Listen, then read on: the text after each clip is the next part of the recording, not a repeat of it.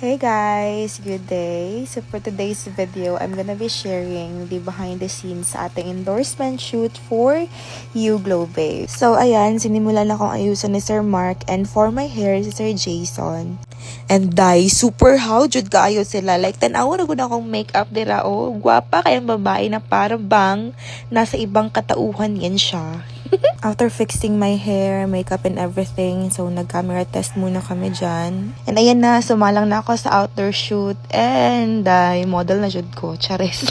Pero bitaw oy, I'm just so thankful for the Lord for this very big opportunity na gihatag nga sa ako. Imagine, isa gid sa pinaka-trendy and pinakasikat na brand ang nisalig sa ako. So from user to affiliate and finally endorser na kita sa You Glow Babe Day.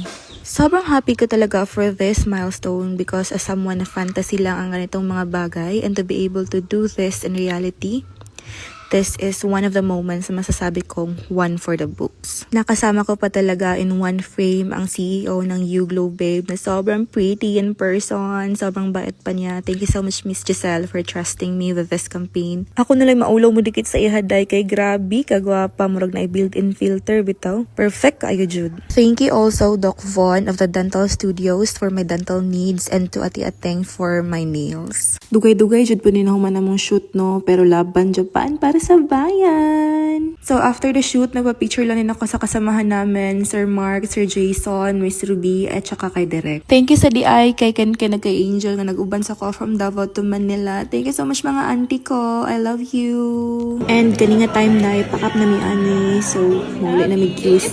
Thank you so much for watching. Keep on supporting You Glow Babe. Bye!